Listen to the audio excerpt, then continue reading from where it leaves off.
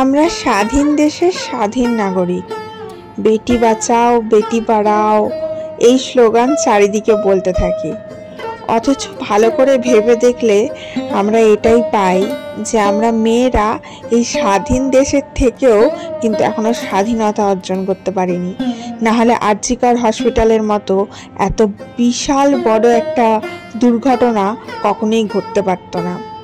সে এক সাধারণ নারী ছিল না বা সাধারণ মেয়ে ছিল না, সে ছিল একজন ডাক্তার।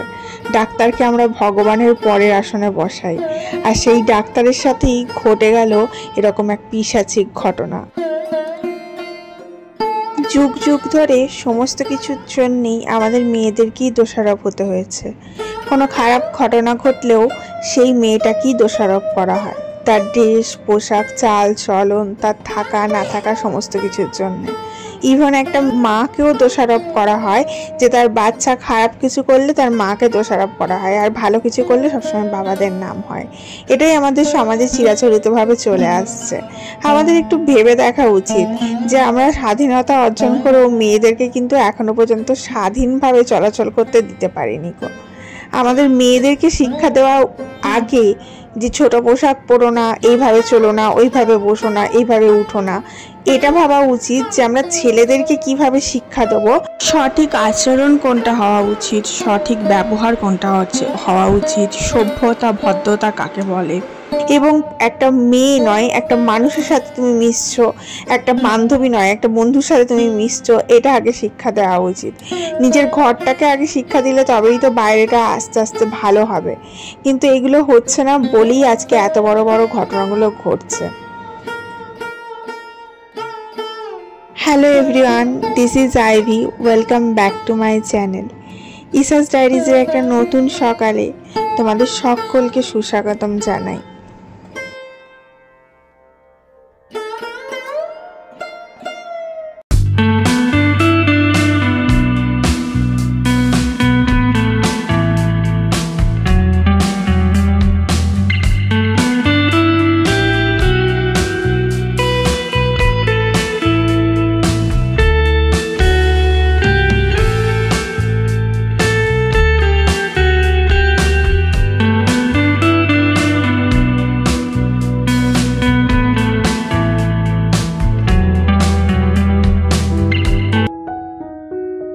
একজন কর্মরত অবস্থায় লেডি ডাক্তারের সাথে এত বড় ঘটনা ঘটে একটা সরকারি হাসপাতালে। সরকারি হাসপাতালে সব সময় লোকের যাতায়াত থাকে, ইভেন রাত্রেবেলাতেও সেখানে হসপিটালের বাইরেই ফ্যামিলির লোকেরা, মানে পেশেন্টের ফ্যামিলির লোকেরা শোয় থাকে। আর মেয়েটার সাথে এত অত্যাচার হয়েছে, আর মেয়েটার চিৎকার কারুর কানে যায়নি।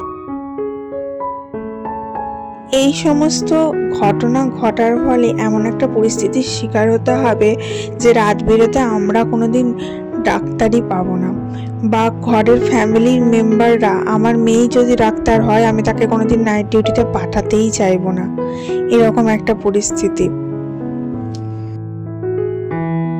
এই সমস্ত ঘটনা যখন দেখি এবং এই সমস্ত ঘটনার প্রত্যেকটা নিউজ চ্যানেল এবং সোশ্যাল মিডিয়ায় ছয় লাভ হয়ে গেছে, কিন্তু জিনিসটা কিন্তু বেশি দিন টেকে না, কিছুদিন পর মানুষ ভুলে যায়। খুব সম্ভবত 2 সপ্তাহ 3 সপ্তাহ 4 সপ্তাহ 1 মাস, তারপরে ঠিক সবাই ভুলে যায়। কিন্তু কেউ চেষ্টা করে না জিনিসটাকে গোড়া থেকে কিওর করতে। হয়তো আমরাই কোথাও না কোথাও এই সমস্ত কিছুর জন্যই দায়ী আমরা সবাই। যাই হোক, সকালবেলা উঠে এই সমস্ত নিউজ যখনই দেখি না তখনই মনটা ভীষণ খারাপ হয়ে যায় যে আমরা স্বাধীন দেশে থেকেও এখনো স্বাধীনতা ঠিকঠাকভাবে অর্জন করতে পারলাম না হয়তো। যাই হোক,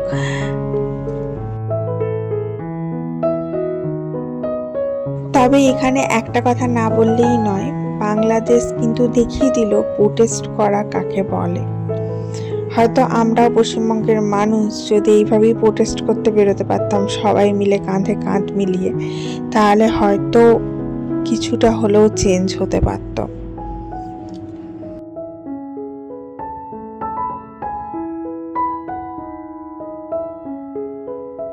আসলে পরিবারের সমস্ত লোক সুস্থ, স্বাভাবিক এবং ভালো থাকলে তবেই তো প্রত্যেকটা সকাল সুন্দর হয়।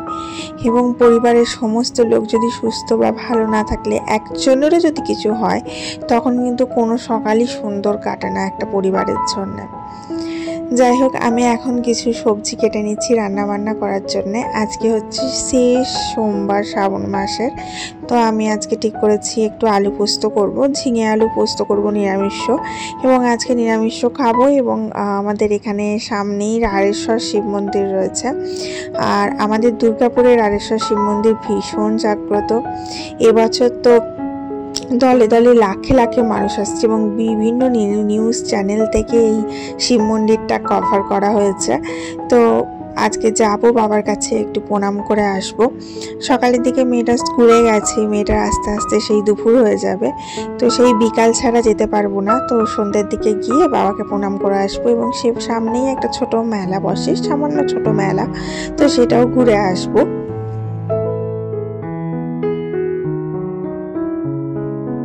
এখন আমি বসেছি একটু খুব ইম্পর্টেন্ট কাজ নিয়ে, সেটা হচ্ছে আমাদের বাচ্চাদের, ছেলে হোক বা মেয়ে হোক, যদি স্লিভলেস কিছু পরে, বেশিরভাগ মেয়েদের ক্ষেত্রেই হয়, এরকম ফিতে দেওয়া জামাগুলো মেয়েরা পরে এবং গেঞ্জি কাপড়ের হওয়ার কারণে এটা আস্তে আস্তে বড় হতে থাকে, আর ওয়াশিং মেশিনে দিলে তো আরও বেশি বড় হয়ে যায়। তো তার জন্য এই জায়গাটাকে আমি সেলাই করে এরকমভাবে একটা নট তৈরি করে নিচ্ছি। জাস্ট এটাকে একটুখানি তির্যক করে সেলাই করে এরকম করে সুতোটাকে ধরে টানলে এরকম নটের মতো হয়ে যাচ্ছে, এবং জিনিসটা দেখতেও সুন্দর হচ্ছে। আর আমাদের ওই যে ফিতেটা রয়েছে সেটা যেটা বড় হয়ে যাচ্ছে, সেই অংশটা কিন্তু ছোটতেও পরিণত হচ্ছে। এই নট সেলাইটা আমি নতুন শিখলাম ইনস্টাগ্রামে একটা রিল থেকে, এদেশীয় না বিদেশীয় একটা রিল থেকে শিখেছি।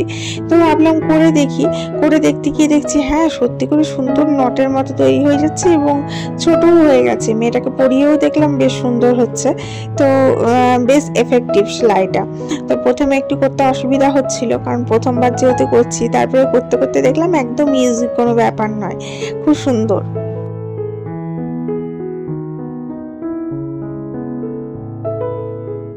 একটা ভাঙা কাচের গ্লাস ছিল, তো এই কাচের ভাঙা গ্লাসটা ফেলে না দিয়ে এটার মধ্যে আমি একটু মানি প্ল্যান্ট গাছ লাগিয়ে নিলাম জল দিয়ে, এবং এটাকে এই যে প্লাস্টিকের ডিব্বাটা রয়েছে এর মধ্যে ঢুকিয়ে দিলাম। দেখো কত সুন্দর লাগছে। কাঁচের যে ভাঙা গ্লাসটা সেটা তো দেখাই যাচ্ছে না, উপরন্ত দেখে মনে হচ্ছে ঠিক ওই হোয়াইট কালারের মাগটার মধ্যে মানি প্ল্যান্টগুলো লাগিয়েছি, এবং এটাকে এরকম করে ফ্রিজের ওপরে সাজিয়ে রাখলাম।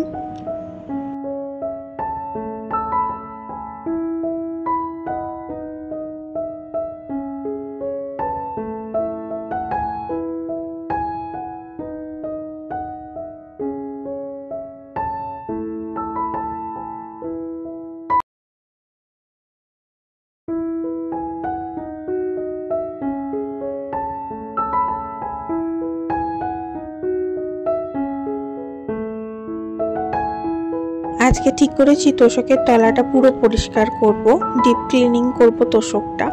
এই যে তোষকটা রয়েছে এর নিচে একটা মোটা ম্যাট্রেস রাখা আছে, কার্লন যেটাকে বলে।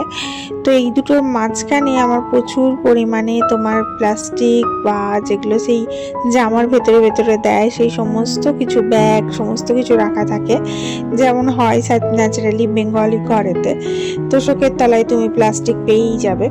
তো সেইগুলো একটা ব্যাগের মধ্যে তুলে এরপরে তোষকগুলোকে তুলে আজকে ঠিক করেছি সমস্তটা পরিষ্কার করব, কারণ তোষকের তলাটাতে না খুব নোংরা হয়েছে। আর কি হচ্ছে বলতো, ছোট ছোট আরশোলা উঠে যাচ্ছে, তার জন্য পুরো পরিষ্কার করে একটু স্প্রে করে দেবো। আর মেয়েটা যেহেতু ঘরে নেই সেহেতু এই সমস্ত কাজগুলো করা ইজি। ও আসার আগে স্প্রেটা ভ্যাপার হয়ে উড়েও যাবে আর পরিষ্কার পরিচ্ছন্ন হয়েও যাবে।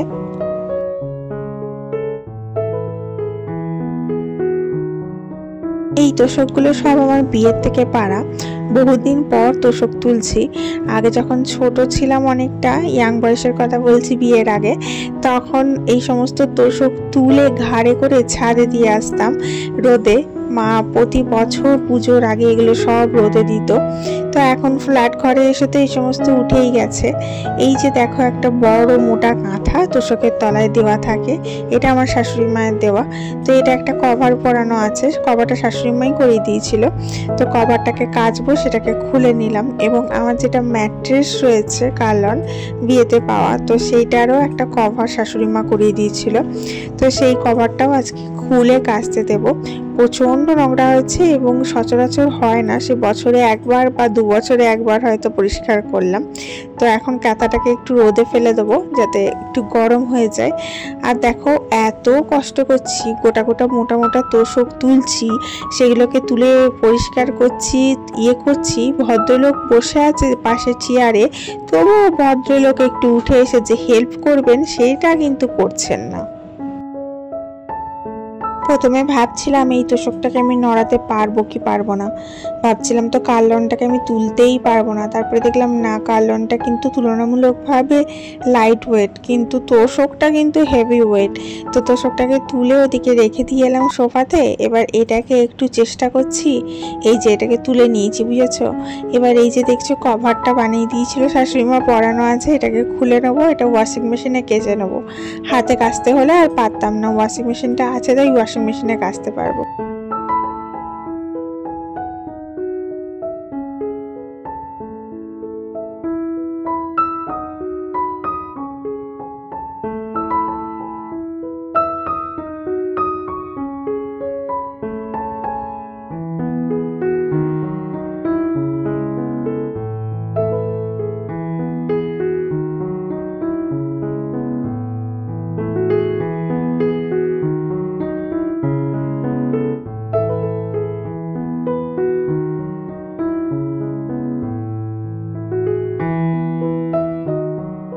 এখন ডিভানের ওপরটা ভালো করে পরিষ্কার করে নেব। এই খাঁজগুলোতে না প্রচুর পরিমাণে ময়লা জমে থাকে, আর সেগুলো পরিষ্কার করা হয়ে ওঠে না। আর যদি আমি চেষ্টা করি বেড কভারটাকে তুলে বাইরে ছেড়ে দিতে, যদি বেড কভারটা বাইরে তুলে না ছাড়তাম তো আরো বেশি নোংরা হতো।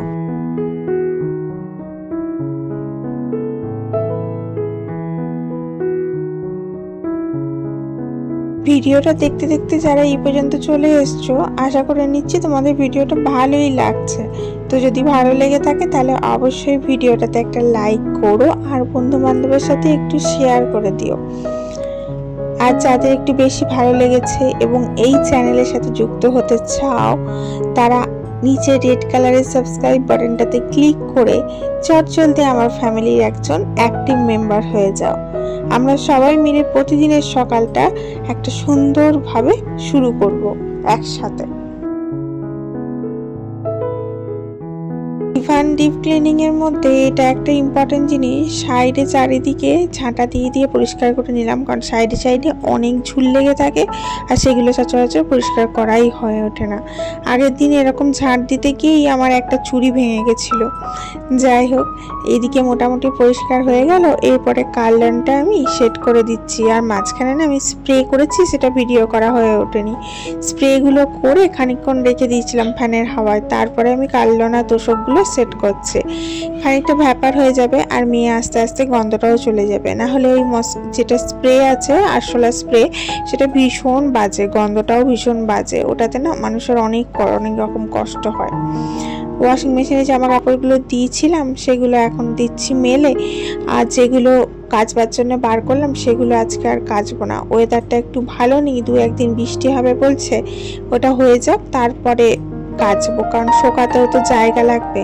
আর আজকে যে জামা কাপড়গুলো কেচেছি এগুলো শুকিয়ে যাক ঠাকুর ঠাকুর করে।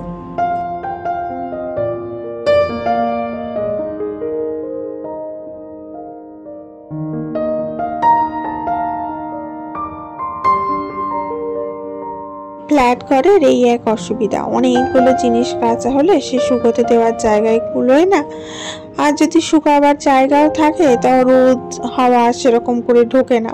যদি বড় একটা উঠান বা ছাদ হতো তখন জামা কাপড়গুলো চটজলদি শুকিয়ে যেত, অত চিন্তা করতে হতো না। যাই হোক, কিছু জামা কাপড় এখানে ব্যালকনিতে মিলে দেবো, আর যেগুলো ছোটোখাটো আছে সেগুলো ঘরেই মিলে দেবো। একদিনে আশা করি শুকিয়ে যাবে, কারণ অর্ধেক শুকানো তো হয়েই যায় ওয়াশিং মেশিনে।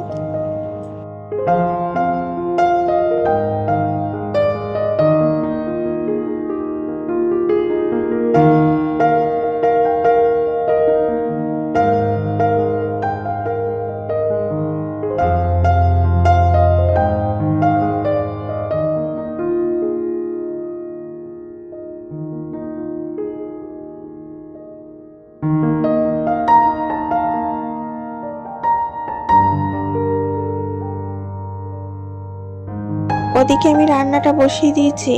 আজকে ওই যে বললাম ঝিঙে আলু পোস্ত করব।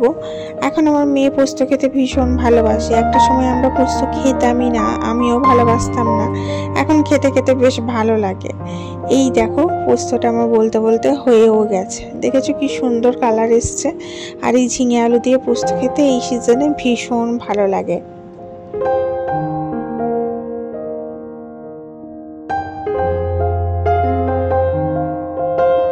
চলো তোমাদেরকে একটা জায়গায় আজকে ঘুরিয়ে নিয়ে আসছি, সেটা হচ্ছে রাড়েশ্বর বাবার শিব মন্দির থেকে। চটজলদি সন্ধ্যাবেলা রেডি হয়ে নিয়েছি, একটা আনারকলি কুর্তা পরেছি এবং আমি আর আমার মেয়ে ম্যাচিং ম্যাচিং ইয়েলো পরে নিয়েছি এবং নিচে হাজবেন্ড মশাই চলে গেছে, চলো বেরোনো যাক। আর এই রাড়েশ্বর বাবার মন্দির এখানকার খুব বিখ্যাত মন্দির, বহু প্রাচীন মন্দির। আর দূর দূরান্ত থেকে মানুষ এখানে আসে বাবার মাথায় জল ঢালতে এবং বাবাকে প্রণাম করতে। তো চলো তোমাদেরকে আজকে সেই মন্দির ঘুরে দেখাই।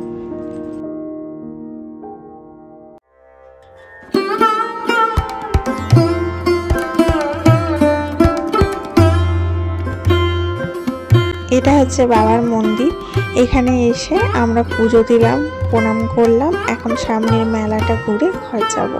কি ভীষণ ভালো লাগছিল মন্দিরে গিয়ে, কি বলবো, মনটা একদম শান্ত হয়ে গেছিল। আর মেলা থেকে দেখো এই একটা ছোট্ট পরা কানের দুল কিনেছি, কি সুন্দর ইউনিক পরা দেখতে না, হাজবেন্ড মশাই চয়েস করেছিল। তো চলো আজ আসি, সবাই খুব ভালো থেকো, সুস্থ থেকো এবং অনেক হাসি খুশি থেকো এবং নিজের পরিবারের প্রত্যেকটা সদস্যের খেয়াল রেখো। আবার দেখা হচ্ছে কালকে, সে পর্যন্ত যেন সবার ভালো থাকা হয়।